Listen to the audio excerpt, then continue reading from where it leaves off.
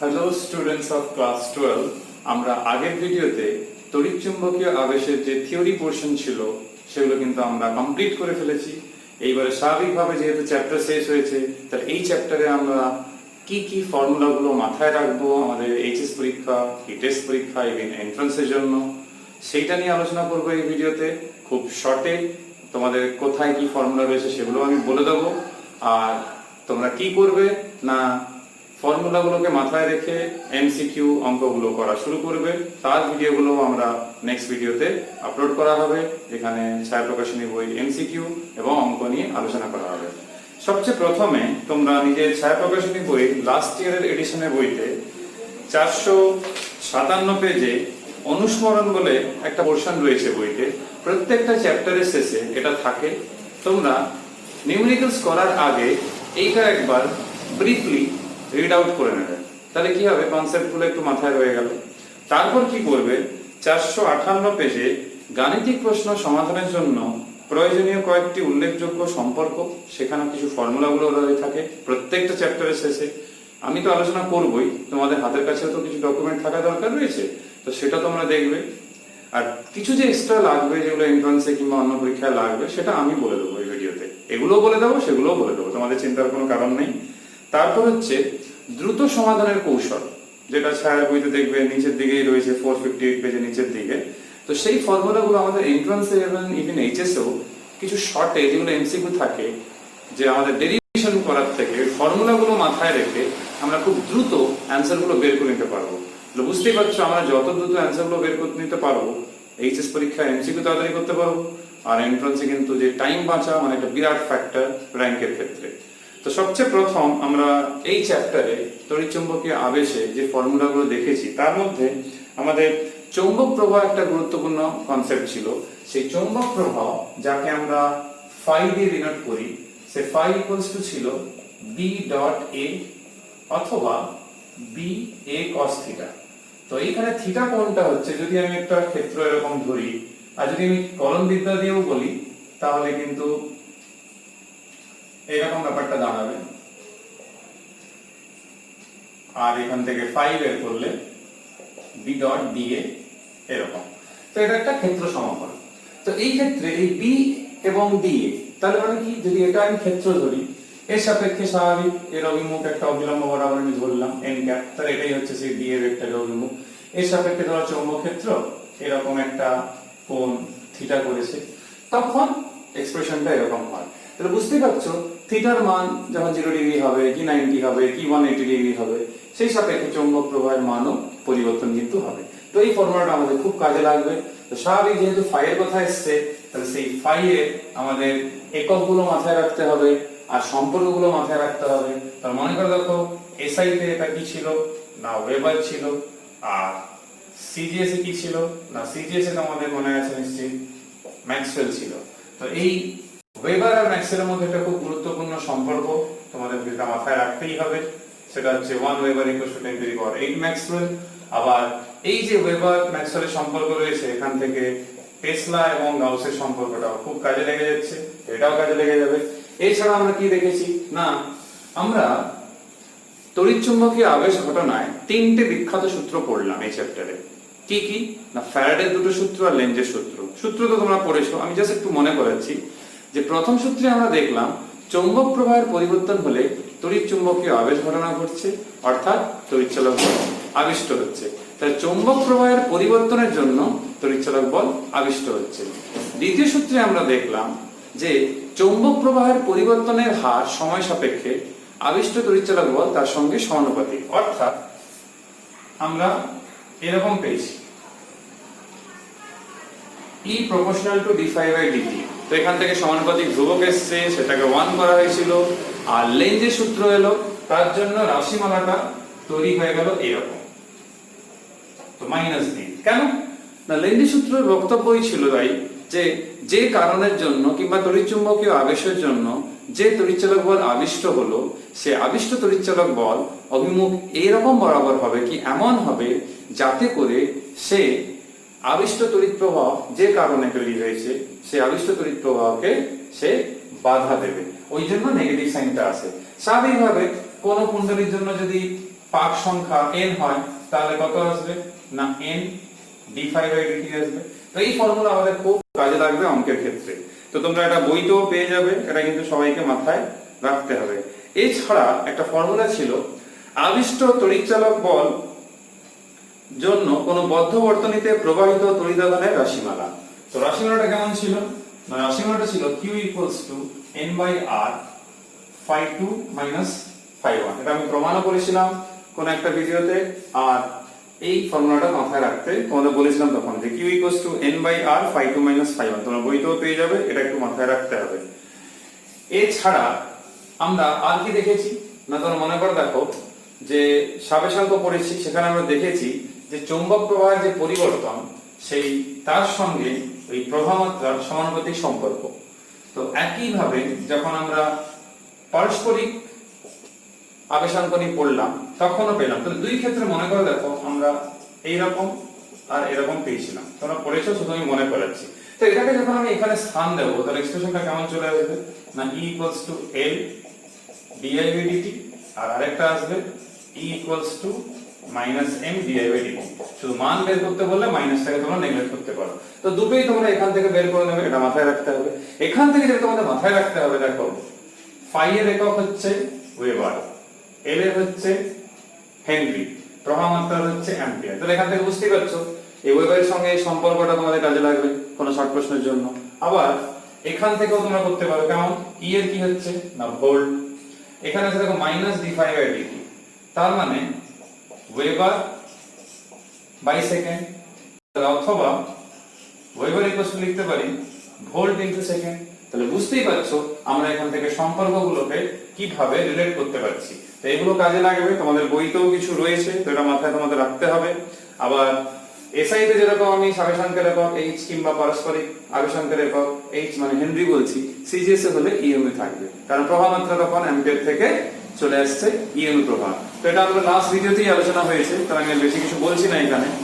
ঘূর্ণি প্রবাহ নিয়ে তোমরা পড়েছো, তোমার মনের মধ্যে রয়েছে যে পরিবাহী তার মধ্যে যে বদ্ধ লুপের আকারে যে প্রবাহমাত্রা সৃষ্টি হচ্ছে অবশ্যই তড়িৎচুম্বকীয় আবেশের জন্য, আর সে কি করছে অনেক ক্ষেত্রে সুবিধে আর অনেক ক্ষেত্রে অসুবিধা সৃষ্টি করছে। তাকে ব্যবহার করে আমরা বিভিন্ন যন্ত্র তৈরি করি, যেরকম ইন্ডাকশন কুকার তৈরি করি, যেমন রান্না করা হয়, ইন্ডাকশন ওভেনগুলো যেগুলো করছে আমরা তৈরি করছি। তো ইলেকট্রিক ব্রেক রয়েছে, আবার গ্যালভানোমিটারও আমরা ইউজ করি, চলকুণ্ডলী গ্যালভানোমিটারে। তো এটা তো আমরা থিওরিতে পড়েছি। ফর্মুলাতে যদি আসা হয়, যেটা নেক্সট একটা গুরুত্বপূর্ণ তোমাদের মনে রাখা দরকার রয়েছে, সেটা আমি একটা লিস্ট করে রেখেছি, যে কুণ্ডলী এবং চুম্বকের যে আপেক্ষিক গতির দরুন কুণ্ডলীতে তড়িৎচুম্বকীয় আবেশ কোন বরাবর হবে। মানে ধরো আমরা এখানে দাঁড়িয়ে আছি, আমি দেখছি এখানে একটা চুম্বক, চুম্বকের উত্তর মেরু দক্ষিণ মেরু হয়তো এরকম রয়েছে, সে এদিকে যেতে পারে আবার এদিকেও আসতে পারে। তাহলে কোন দিকে কি মেরু সৃষ্টি হবে আর আকর্ষণ না বিকর্ষণ সেটা কি করে বুঝবো, সেটা মনে রাখার একটা শর্ট টেকনিক রয়েছে, সেটা আমি বলে দিচ্ছি তোমাদের। প্রথম ধরো আমরা কোথায় দাঁড়িয়েছি, ধরো আমরা এইখানে, আমি ম্যান লিখে রাখলাম, মানে এখানে একজন মানুষ দাঁড়িয়ে আছে। ধরো সাপোজ একজন অবজারভার এখানে দাঁড়িয়ে আছে, এইখানে সাপোজ কুণ্ডলীটা আছে এইখানে। এবার দুটো কেস হতে পারে, কি একটা এরকম হতে পারে, এদিকে গতিশীলতা হতে পারে, এদিকে গতিশীলতা হতে পারে, তাই তো। তো এই যে দুটো কেসে আমরা সবচেয়ে প্রথম এসএন আমি চারটা লিস্ট করে রেখেছি এসএন, আর এই ক্ষেত্রেও লিস্ট করে। তো প্রথম ক্ষেত্রে দেখো যেটা কেস 1, কেস 1 এ দেখো এসএন এই বরাবর আছে, আর যদি না এই বরাবর এনও থাকতে পারে, সেটা আমি বলছি একটু পরে। তো এসএন এই বরাবর এই দিকে যাচ্ছে, তাহলে কুণ্ডলীর দিকে যাচ্ছে। তাহলে এখানে কি হবে না, এইখানে যে প্রবাহমাত্রা হবে সেটা হবে অ্যান্টি ক্লকওয়াইজ, আর যে মেরু সৃষ্টি হবে সেটা হচ্ছে এম। আর এই ক্ষেত্রে কি হবে না, এই ক্ষেত্রে হবে কি না দূরে যাচ্ছে, তো এই ক্ষেত্রে হবে দক্ষিণাবর্তী আর সাউথ পোল। এই ক্ষেত্রে চৌম্বক প্রবাহ বাড়ছে, তাই আমি প্লাস মনে রাখার জন্য, আর হ্রাস পাবে তাই মাইনাস। আর থাকলো চুম্বকের যে বলের প্রকৃতি, এই ক্ষেত্রে বিকর্ষণ, এই ক্ষেত্রে আকর্ষণ, দূরে যাচ্ছে যেহেতু হ্রাস পাচ্ছে। তাহলে এটা একটু মাথায় রাখতে হবে তোমাদের শর্ট টেকনিক। শুধু এসএন অবস্থানে যদি থাকে। যদি এরকম না থাকে, ব্যক্তি এরকমই রয়েছেন আর দেখা গেল এরকম কিছু অর্থ আছে, এরকম থাকতেই পারে, এরকম ব্যক্তির দিকে ব্যক্তির থেকে আওয়ে বাইরে, তখন কি হবে না, প্রথম ক্ষেত্রে যখন এনএস বরাবর রয়েছে কিন্তু কুণ্ডলীর দিকে যাচ্ছে, সেই মুহূর্তে কি দাঁড়াবে না, সেই মুহূর্তে এখানে দক্ষিণাবর্তী হবে আর সাউথ পোল সৃষ্টি হবে, এখানে বামাবর্তী হবে নর্থ পোল। তাহলে এই ক্ষেত্রে কি হবে না, চৌম্বক প্রবাহ ফাই বাড়বে, সরি এই ক্ষেত্রে যদি সাউথ যাচ্ছে তাহলে এখানে চৌম্বক প্রবাহ, এখানে কি হবে না দক্ষিণাবর্তী রয়েছে, আর যেহেতু কুণ্ডলী কাছে যাচ্ছে অবশ্যই বাড়বে, ঠিক আছে, আর যেহেতু এটা কুণ্ডলী থেকে দূরে যাচ্ছে ওই জন্য হ্রাস পাবে। তাহলে এদিকে পজিটিভ এদিকে নেগেটিভ। এবার তাহলে কি হবে না, বলের প্রকৃতি কি না আগের মতোই, এই ক্ষেত্রে হবে এখানে সাউথ পোল রয়েছে, তো এই ক্ষেত্রে হবে বিকর্ষণ আর এই ক্ষেত্রে হবে আকর্ষণ, ঠিক আছে। তাহলে এই ক্ষেত্রে হবে রিপালশন আর এই ক্ষেত্রে হবে অ্যাট্রাকশন। তো এই চারটে যে কেস তোমরা পড়লে দক্ষিণাবর্তী বামাবর্তী, এটা মনে রাখবে, কিছু কিছু শর্ট প্রশ্ন ক্ষেত্রে আমরা সরাসরি করতে পারবো, শুধু তোমরা অবস্থানটা মাথায় রাখবে যে এসএন কি বরাবর থাকছে। তোমাদের এমনি ছায়ার বইতে এটা নেই, এন্ট্রান্সে আমাদের কিন্তু কাজে লাগবে, ওই জন্য বলে রাখলাম। নেক্সট যেটা আমাদের মাথায় রাখতে হয় সেটা হচ্ছে ওই প্রবাহ মাত্রা, ঠিক আছে। এই প্রবাহ মাত্রার ক্ষেত্রে অনেক সময় কি হয় না, আমাদের I equals to E by R, সেটা সবাই জানে যে প্রবাহ মাত্রা ইকুয়ালস টু তড়িৎচালক বল বাই রোধ। তো এই ক্ষেত্রে কি হয় অনেক সময় আমরা প্রবাহ মাত্রা ইকুয়ালস টু তড়িৎচালক বল বাই রোধ, এটা সবাই জানি, ধরো I equals to E by R। তো এই যে I equals to E by R রয়েছে, এখানে যদি E এর মান বসানো হয় তাহলে E আমরা জানি d∅dt, আর পাক সংখ্যা যদি n ধরি তাহলে n, অনেকই পাক সংখ্যা আমার ক্যাপিটাল N ও ধরে, তো সেটাকে যদি ইনক্লুড করা হয় তাহলে n by r d∅dt। তো এক্সপ্রেশনটা লাগবে, এটাও তোমাদের কাজে লাগতে হবে। নেক্সট হচ্ছে যদি dq কেউ বের করতে বলে তো এখান থেকে idt করতে হবে, তাহলে idt মানে বুঝতেই পারছো, তাহলে n by r d∅, তাহলে এখান থেকে q বের করতে চাইলে শুধু সমাকলন করে দিলে হয়ে যাবে, এটা মাথায় রাখবে। আর যদি তোমাদের সাইন নিয়ে করতে হয়, যেহেতু মাইনাস ছিল, তাহলে কি করবে, এখানেও মাইনাস রাখবে এখানেও মাইনাস রেখে দেবে, ঠিক আছে, তখন এখানে মাইনাস নিতে হবে। কেন, ই এর মধ্যে লেনজির সূত্র প্রয়োগ করার পর E equals to minus d∅dt ছিল। নেক্সট যেটা আমাদের ফর্মুলা হচ্ছে, যদি আবিষ্ট ক্ষমতা বের করতে বলে তখন তোমার কাজ করবে, এন্ট্রান্সে লাগতে পারে, এইচএস এ সাধারণত খুব একটা লাগে না, P equals to হচ্ছে E square by R, কোথায় পড়েছো না P equals to E square by R class 10 এ পড়েছো, তো চলতরিতে আবার ক্লাস 12 এ তড়িৎ শক্তি ও ক্ষমতা ইউনিট 2 চ্যাপ্টার 3 সেখানে আলোচনা হয়েছে। P equals to E square by R, তো V এর জায়গায় এখানে E থাকবে, যেহেতু তড়িৎচালক বল E square by R, E এর মান তোমাদের কাছে রয়েছে রেডি, শুধু বসিয়ে দেবে, কাজ হয়ে গেল। তো অঙ্ক করার সময় এগুলো একটু মাথায় রাখতে হবে। নেক্সট হচ্ছে এই আবিষ্ট তড়িৎ ক্ষেত্র যদি বের করতে হয় তখন একটু মাথায় রাখবে, তোমরা যেটা E equals to minus d∅dt বলছো কিংবা জানো যেটা তোমরা, সেই E equals to minus d∅dt তে এটা আছে তো, E equals to minus d∅dt, এই E equals to হচ্ছে অ্যাকচুয়ালি এই close integral minus E dot dl। তাহলে E equals to minus E dot dl, এই E ডট dl আমরা কনজারভেটিভ কিংবা সংরক্ষিত ধরে মাইনাস ধরছি, এর অঙ্ক করার সময় আমরা মাইনাসটা লাগে না, তাহলে মাইনাসটা তুমি মান যখন নিচ্ছ তখন মাইনাস নেওয়ার দরকার নেই। তাহলে E ডট dl এইটাই হচ্ছে এই মাইনাস d∅dt, এইটাই দেখবে এক্সপ্রেশনে রয়েছে।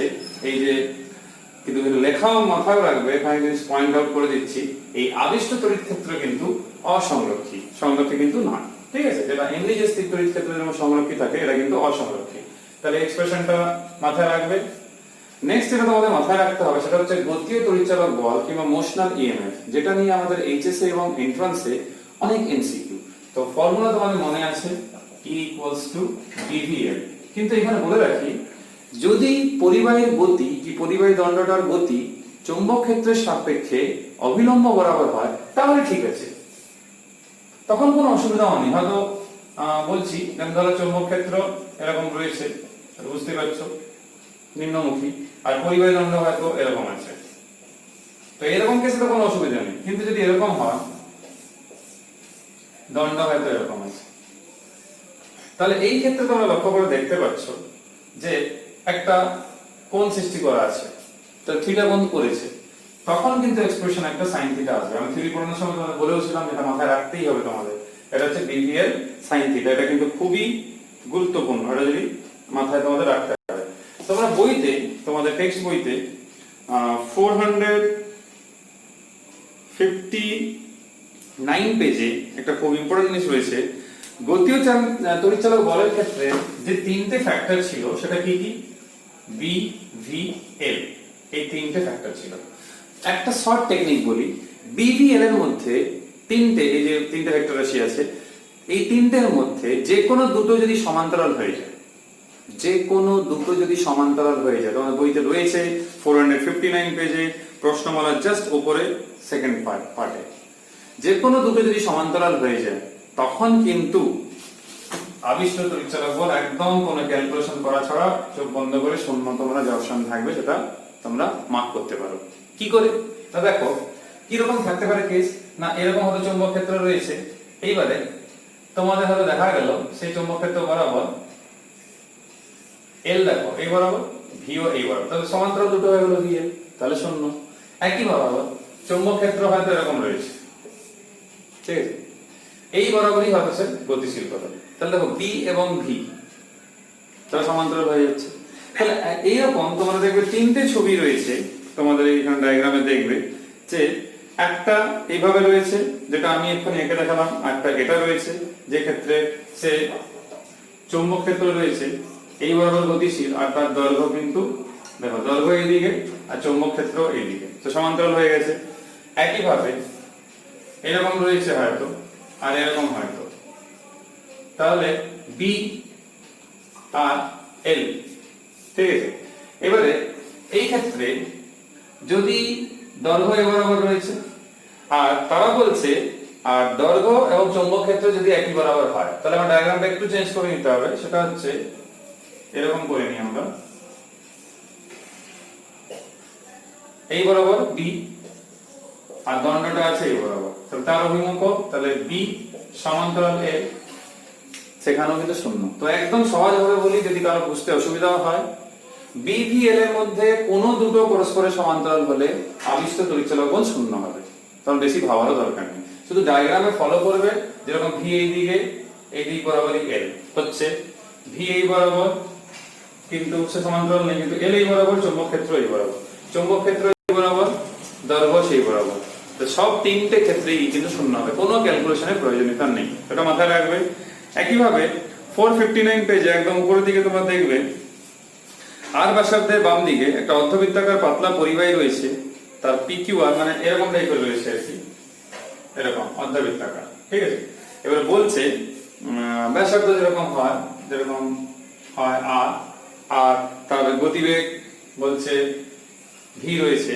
এবারে বলছে আবিষ্ট তড়িৎচালক বল E কত হবে না, আমরা জানি E কত হয়, E হয় BLV, তো এই ক্ষেত্রে B থাকছে, L কত হবে তাহলে না, যেহেতু আমি পুরো দণ্ড আকারে যদি এটা ভাবি গোটাটাকে, তাহলে বুঝতে পারছো 2R হবে, যেন L এর জায়গায় 2R বসে যাবে ইনটু B, তো দেখো কত সহজে করতে পারছি, তাহলে একটা ফর্মুলা মনে রাখলেই কিন্তু আমরা অন্যগুলো বের করতে পারবো, তো এটা মাথায় রাখবে তোমরা।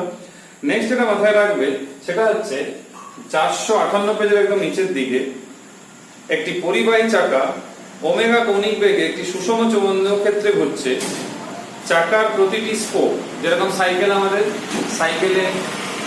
যে স্পোক থাকে, তাহলে সেই যে স্পোক গুলো রয়েছে সেই স্পোকের দৈর্ঘ্য হচ্ছে L, ওমেগা কৌণিক বেগ নিয়ে ঘুরছে, ঠিক আছে, ওমেগা কৌণিক বেগ নিয়ে ঘুরছে আর স্পোকের দৈর্ঘ্য হচ্ছে L, তখন তড়িৎচালক বল, গতীয় তড়িৎচালক বল কত হবে না, গতীয় তড়িৎচালক বল হবে E ½ B omega L square. তো এই এক্সপ্রেশনটা খুব কাজে লাগবে আমাদের, তোমরা পেয়ে যাবে 458 পেজের নিচের দিকে E ½ B omega L square. এইখানে লক্ষ্য করে দেখো স্পোকের সংখ্যা সে n হোক 5 হোক 10 হোক তার উপর নির্ভর করছে না, স্পোকের সংখ্যা কম হোক বেশি হোক, তড়িৎচালক বল যেটা গতীয় তড়িৎচালক বল তৈরি হচ্ছে সেটার কিন্তু কোনো রকম, যদি আমরা আবিষ্ট তড়িৎচালক বল বলি, সেই আবিষ্ট তড়িৎচালক বলের কোনো রকম মানে পরিবর্তন হচ্ছে না। তো এই এক্সপ্রেশনটা তোমাদের জন্য খুব ইম্পর্টেন্ট, এটা মাথায় রাখবে। এই ক্ষেত্রে এই ফর্মুলাগুলো ছাড়া আমাদের আর যে টুকটাক ফর্মুলা যেগুলো লাগবে সেগুলো সম্বন্ধে একটু বলে দিই। তোমরা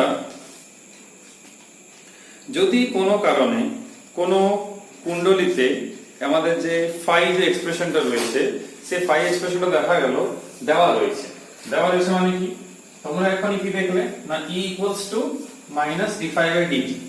তো সেই ক্ষেত্রে হয়তো এই যে E equals to minus d5/dt রয়েছে, তোমরা হয়তো দেখলে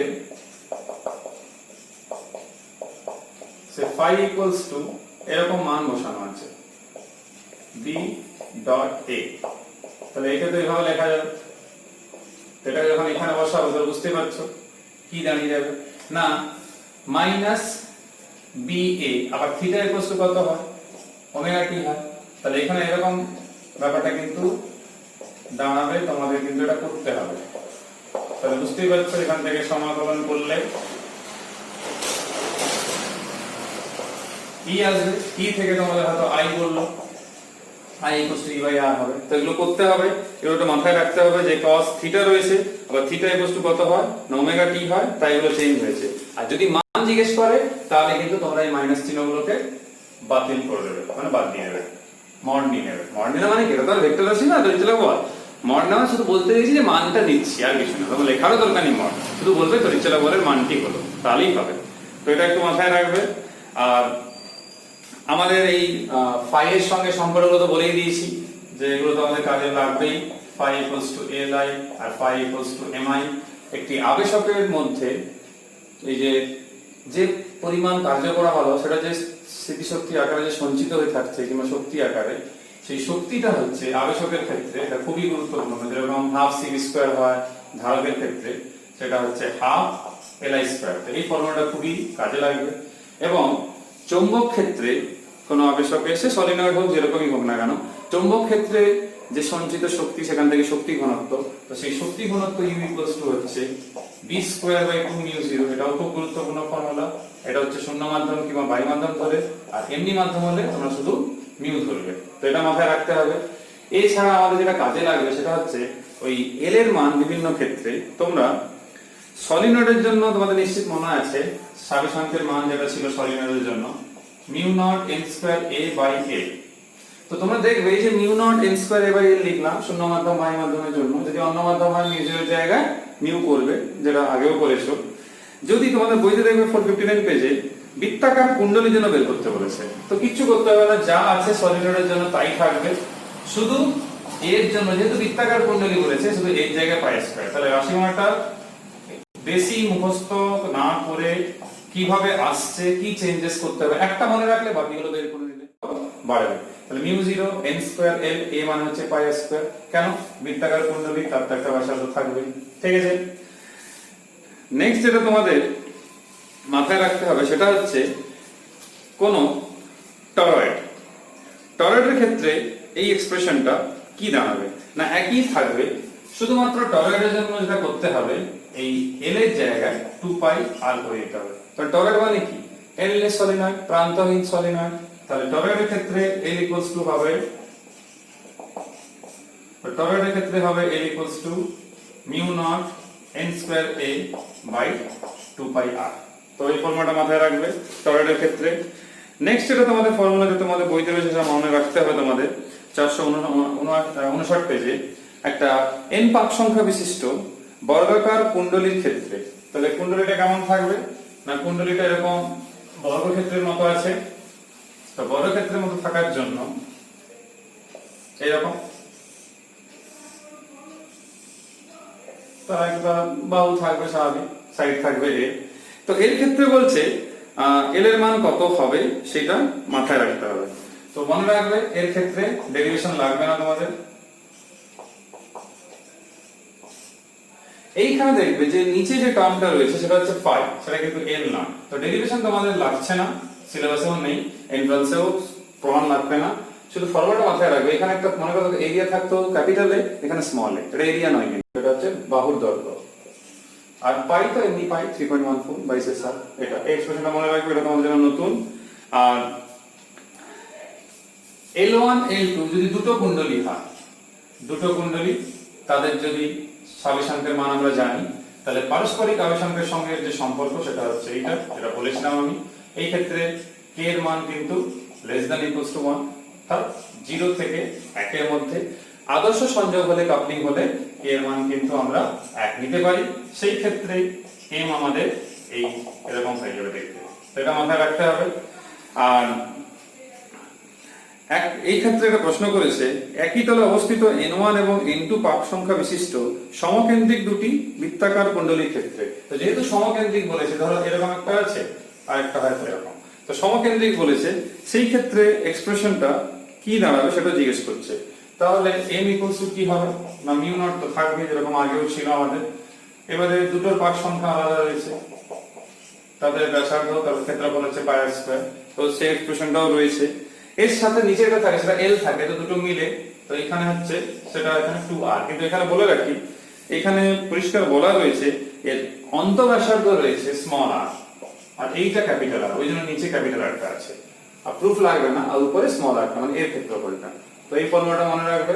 আর এই একই ফর্মুলা যখন আমরা মানে অঙ্গাঙ্গী ভাবে দুটো কুণ্ডলীকে জড়িয়ে রাখবো, তো সেই ক্ষেত্রে যে আমরা mটা লিখি, তো সেই ক্ষেত্রেও তোমরা মাথায় রাখো যে যখন এই সলিনয়েডটা করা হচ্ছে তখন সে lটা থাকে আর এখানে এটা থাকে।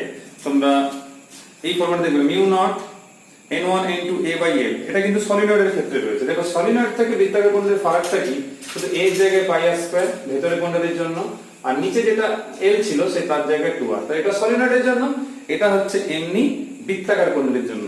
তো এটা মনে রেখে, যেহেতু এটা এইচএসও কাজে লাগবে, এটা তো আমাদের এইচএসে সরাসরি প্রয়োগ নেই, তাহলে হলে হয়তো অঙ্গতে আসবে। তো এটা মনে রাখো, এখানে এর জায়গায় পাই আর স্কয়ার বসিয়ে দেবে, এর জায়গায় 2r বসিয়ে দেবে, তাহলে তোমাদের কাজ হয়ে গেল।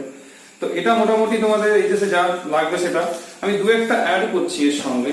সেটা হচ্ছে তোমরা দুটো হয়তো দিয়েছে, দুটো কুণ্ডলী আছে, তারা হয়তো সিরিজে আছে কিংবা প্যারালালে আছে, তাহলে তুল্য এল এর মান কত হবে না, মনে রাখবেন যদি পারস্পরিক আবেশাঙ্ককে যদি আমরা বাদ দিতে পারি কিংবা উপেক্ষণীয় যদি হয়, সেই ক্ষেত্রে এটা হবে শ্রেণী ক্ষেত্রে। তো শ্রেণী ক্ষেত্রে হচ্ছে L1 প্লাস L2, তাহলে রোধের যেরকম হয় সেরকমই হচ্ছে, তাহলে মনে রাখতে কোনো অসুবিধা নেই। সমান্তরাল হলে 1/L1 1/L2, তাহলে রোধের মতোই পুরোটা, তাহলে অসুবিধা নেই মনে রাখতে।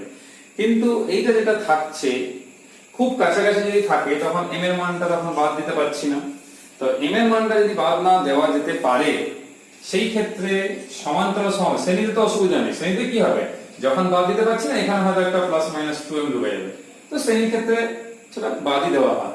কিন্তু যদি সমান্তরাল খুব কাছাকাছি হয়ে যায়, তখন আমাদের যেটা এক্সপ্রেশনটা মনে রাখতে হবে সেটা হচ্ছে L1 L2 minus m square by L1 plus L2 plus 2m। এখানে যে প্লাস মাইনাস বললাম, ফ্লাক্সটা হয়তো পরস্পরের সঙ্গে জড়িয়ে থাকছে একই দিকে, কিংবা একই দিকে বলতে মানে কি বলবো, মানে অ্যাড হয়ে যাচ্ছে, সেই জন্য প্লাস, আর যখন সাবট্রাক্ট হয়ে যাবে তখন মাইনাস, ওই জন্য আর কি।